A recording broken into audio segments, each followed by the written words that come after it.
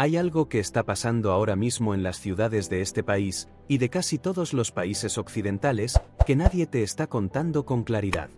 No es una tendencia. No es una moda. Es un cambio estructural que ya está afectando directamente a la generación de tus hijos, y que en menos de 10 años va a transformar por completo lo que entendemos por hogar, por independencia y por vida adulta. Tu hijo tiene 20 y tantos años. O 30. O quizás ya roza los 35. Y sigue viviendo contigo, o comparte piso con desconocidos, o paga un alquiler que se come más de la mitad de su sueldo por una habitación en la que no cabe ni un escritorio decente. Tú lo ves y no entiendes qué pasó. Cuando tenía su edad, con un trabajo normal podías alquilar un piso, incluso plantearte comprarlo. Las cosas funcionaban de otra manera. Había un orden lógico: estudias, trabajas, te independizas, formas una familia. Ese orden se ha roto. Y no se ha roto por accidente. Lo que está ocurriendo no es culpa de tu hijo por ser vago o por no saber administrarse. Es el resultado de décadas de decisiones económicas, políticas de vivienda fallidas, salarios que no han crecido al ritmo de los precios, y un mercado inmobiliario que ha dejado de ser un bien de primera necesidad para convertirse en un activo financiero. Y en ese escenario, ha emergido algo que hace unos años sonaba alternativo, casi contracultural, y que ahora se está convirtiendo en la única salida viable para millones de jóvenes en todo el mundo: el co-living. Pero no el co-living que tú imaginas.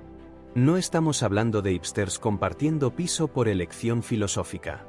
Estamos hablando de una forma de vida que se está imponiendo por necesidad, que está siendo desarrollada por grandes fondos de inversión, que está transformando el urbanismo de las ciudades, y que tiene implicaciones mucho más profundas de lo que parece a primera vista.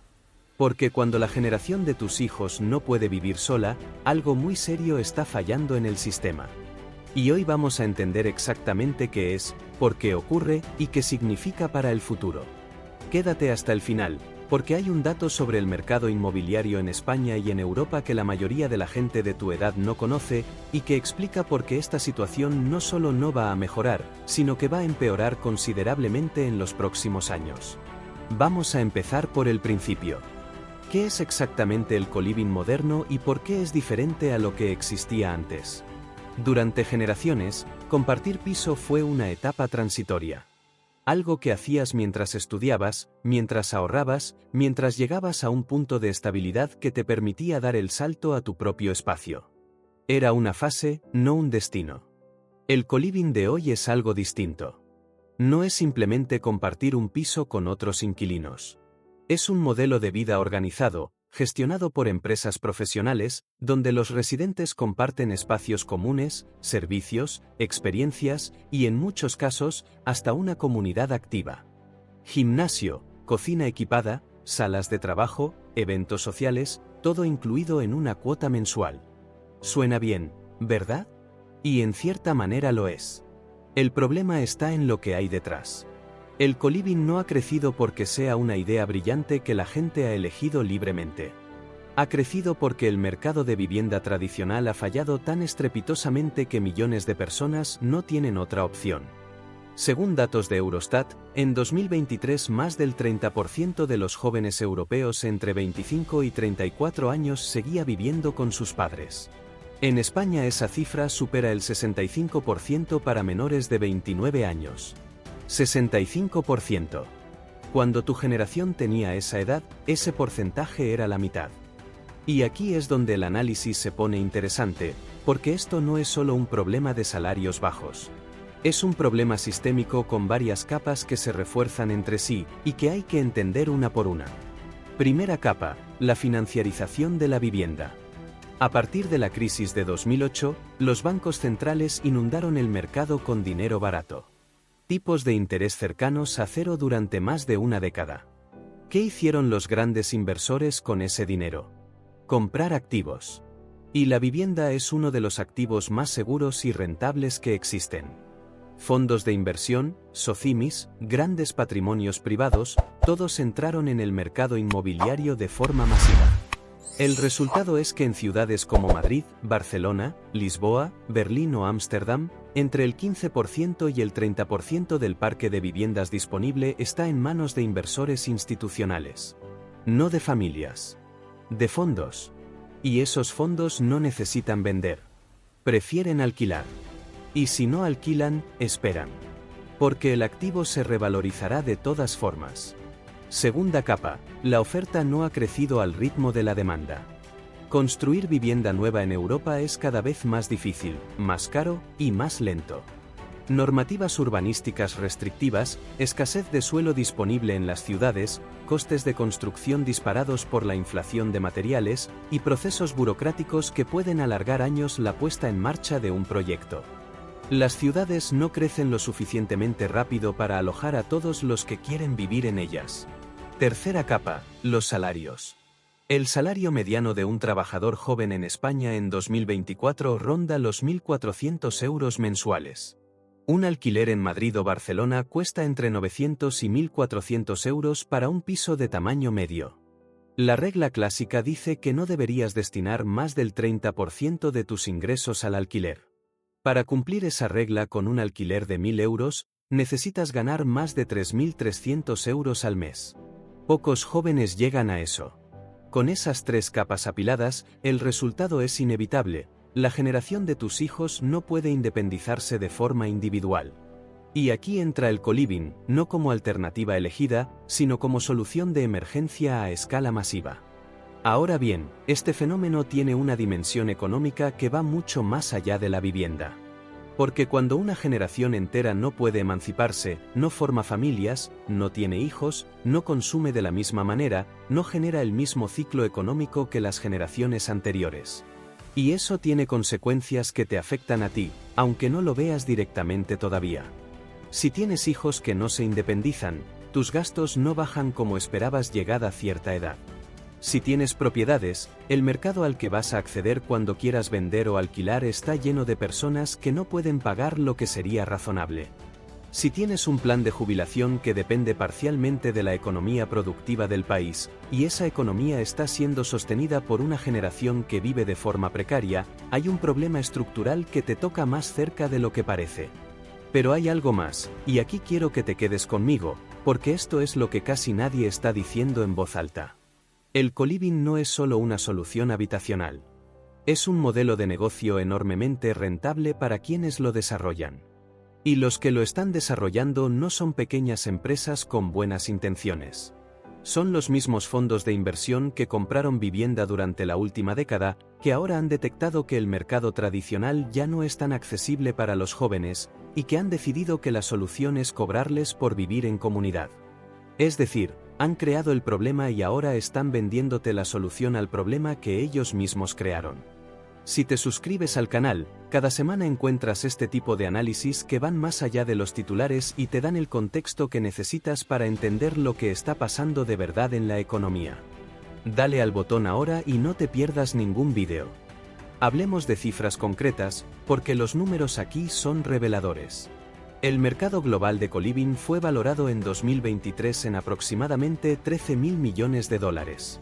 Las proyecciones para 2030 lo sitúan por encima de los 100.000 millones. Es un crecimiento de casi 8 veces en menos de una década.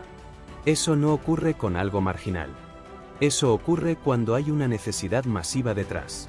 En España, operadores como Urbanitae, Greystar o el gigante internacional de Collective están expandiendo sus operaciones en Madrid, Barcelona, Valencia y otras ciudades. En 2024 se inauguraron más de 4.000 nuevas camas en espacios de coliving solo en Madrid. La tendencia es al alza y no hay señales de que vaya a detenerse. ¿Cuánto cuesta vivir en un coliving? Dependiendo de la ciudad y las prestaciones, entre 700 y 1.500 euros mensuales por una habitación privada con zonas comunes incluidas. Parece razonable comparado con alquilar un piso entero. Y es exactamente esa comparación lo que hace que el modelo funcione. No es barato en términos absolutos. Es relativamente menos malo que las alternativas. Y esa diferencia es suficiente para que millones de personas lo elijan, o mejor dicho, lo acepten. Ahora viene la parte que te va a hacer pensar durante días. Uno de los cambios más profundos que está generando el coliving no es económico. Es psicológico y social. Estamos asistiendo a la primera generación de adultos occidentales que no experimenta, en muchos casos nunca, lo que significa tener un espacio propio.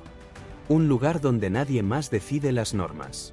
Donde puedes decorar como quieras, invitar a quien quieras, vivir según tus propios ritmos sin rendir cuentas a un gestor de comunidad o a un reglamento interno de convivencia.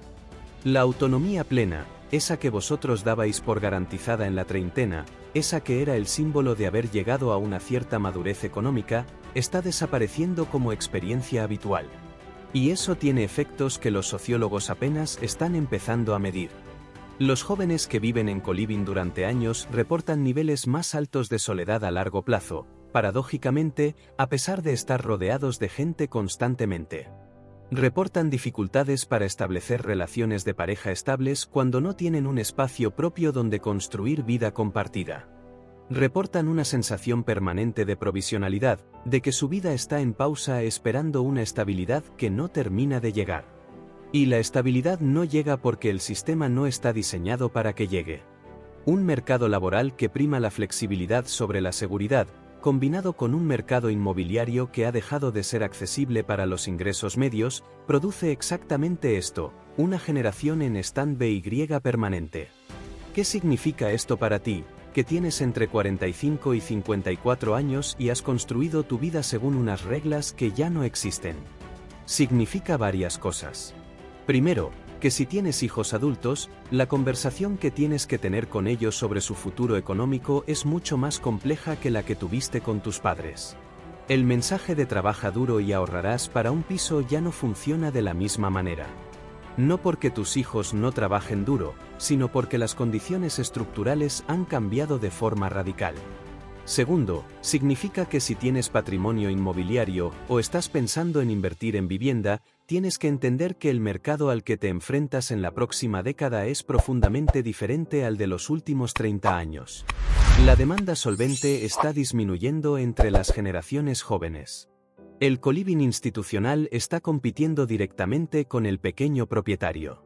Y las regulaciones en varios países europeos están empezando a moverse, lenta pero inexorablemente, hacia una mayor intervención en los precios del alquiler.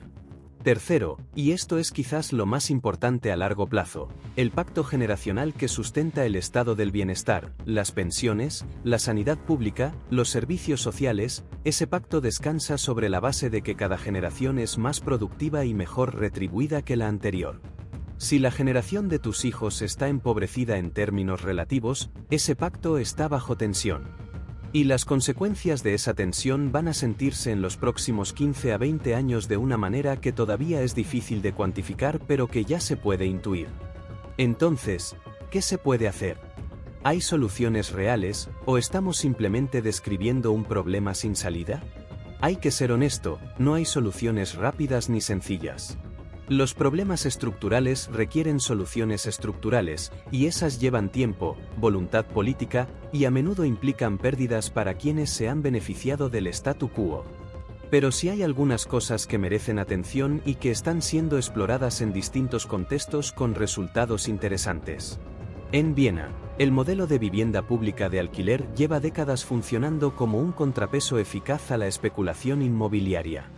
Más del 60% de los vieneses viven en vivienda con algún tipo de protección pública, y los precios del alquiler en la ciudad son significativamente más bajos que en ciudades comparables como Ámsterdam o Barcelona.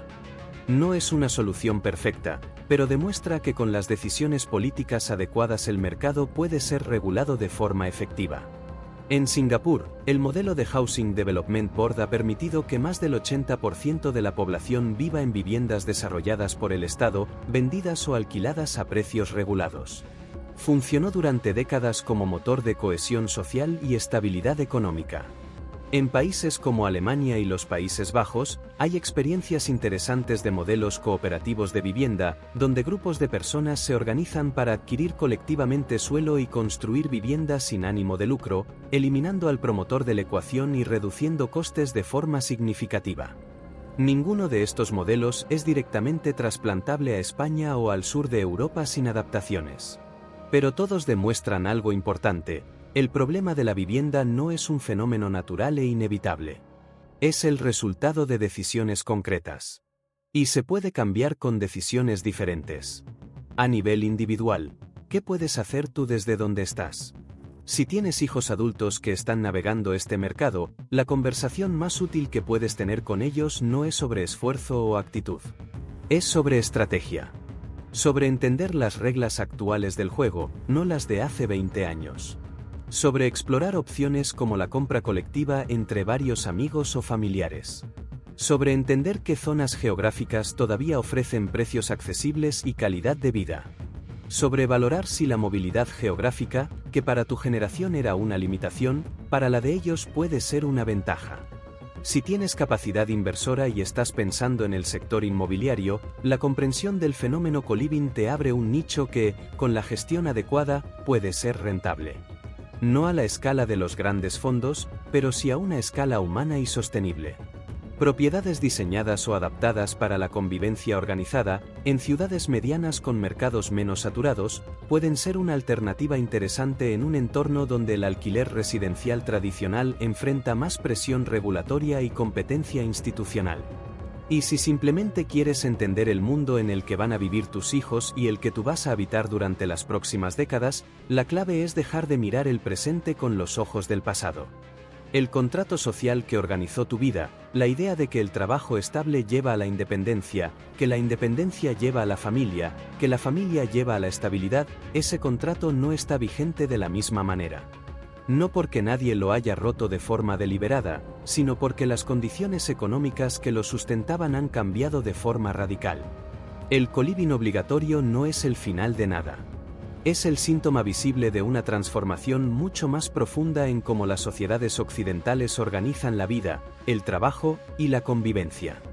Ignorarlo o verlo como un fracaso generacional es perder la oportunidad de entenderlo.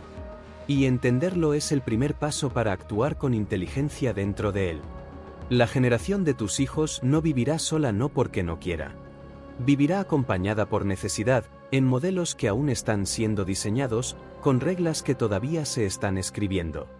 Y en esa escritura, lo que hagamos ahora, las conversaciones que abramos, las políticas que exijamos, las decisiones que tomemos, importa más de lo que creemos.